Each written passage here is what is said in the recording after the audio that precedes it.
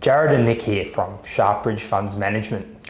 Thanks for joining us for our July monthly update on the Sharpbridge Equities Fund. Today, we'll cover the fund's performance for the month, what's happening across the portfolio, along with our observations and how we're thinking about opportunities in the market. Starting with performance, the fund returned negative 11.63% net of fees during July, compared with negative 0.85% for the benchmark. That takes the fund's return since inception to 87.57% compared with 20.62% for the benchmark. Nick, when you look through this month's result, what stood out to you? The sell-off in semiconductor stocks due to the oversupply concerns of memory chips. However, we believe this has been well and truly overdone and there is a strong buying opportunity here. These were obviously some positions that detracted from this performance, but we are generally more interested in what is happening fundamentally with businesses opposed to the share price over any individual month. That's an important distinction. A share price moving higher doesn't necessarily mean our work is finished, but a share price falling doesn't necessarily mean the thesis is wrong. We're continuously reassessing what we think each business is worth relative to its current market price. What's happening across the portfolio? Across the portfolio, we've been seeing a relief rally in semiconductor stocks on the back of strong earnings results and bullish company outlook statements, becoming more evident across several of our positions. And have there been any areas where we've become more cautious? Yes, absolutely, Jared. Every new piece of information gives us an opportunity to challenge our assumptions. We try not to become attached to any investment simply because we've spent a lot of time researching it. If the facts change, we change our view. And even when the investment thesis is progressing well, there comes a point where valuation matters. A business can perform as we hope and still become less attractive if the share price moves well ahead of our assumption of underlying value. Which is why we're continuously comparing existing holdings against new ideas. Capital has to earn its place in the portfolio.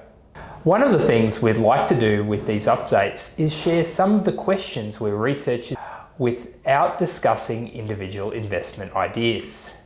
Nick, what's one area we've been spending time on recently? One question we're looking at is how post-earnings drift affects future stock returns.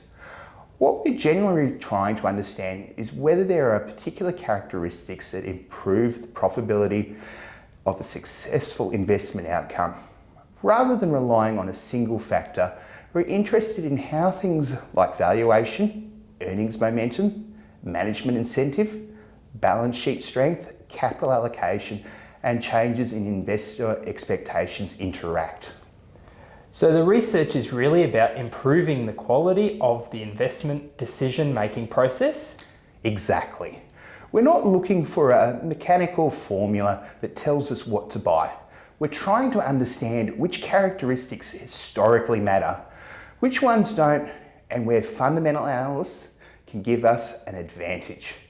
The end goal is to improve the odds while still applying judgment at the individual company level.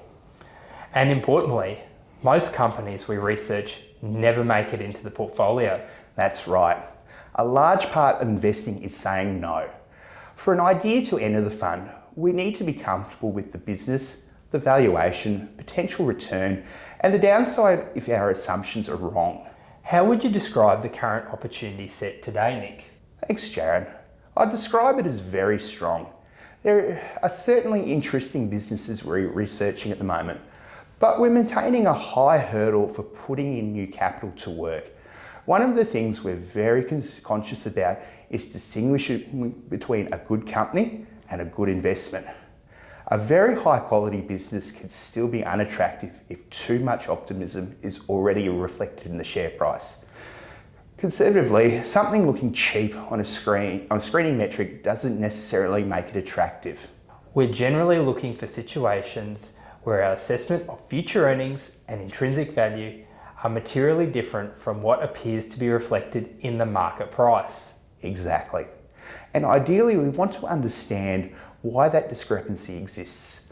There needs to be a reason why the market may misunderstand or underestimate the future economics for business. It's also worth talking about risk, particularly given we're a relatively concentrated portfolio. We don't think about risk simply in terms of the number of companies we own. No, what matters is understanding what can make us wrong. Two businesses can operate in completely different industries but still be exposed to the same underlying economic risk. So we're constantly thinking about correlations between positions, balance sheet risk, earnings sensitivity, and where our assumptions may be too optimistic. We're also stress testing each investment. What happens if earnings disappoint? What happens if margins don't improve? What if interest rates remain higher? What if the market continues to value the business conservatively? And if an investment only generates an attractive return under a very optimistic scenario, it generally won't meet our hurdle. We want the potential return to compensate us properly for the range of things that can go wrong. Looking forward, we're continuing to find businesses that warrant further research, but we're being very selective. And we're comfortable being patient. We would much rather wait for an attractive opportunity than lower our investment standards. Our focus remains on identifying businesses where we think the market's expectations differ materially from our own assessment of their future earnings and value. We think maintaining that discipline is much more important than trying to predict where markets will be next month. Thank you, as always, to our investors for your continued support.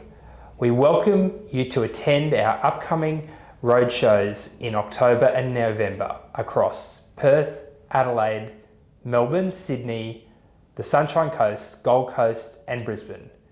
We appreciate the confidence you've placed in us and look forward to updating you again next month. Thanks for watching.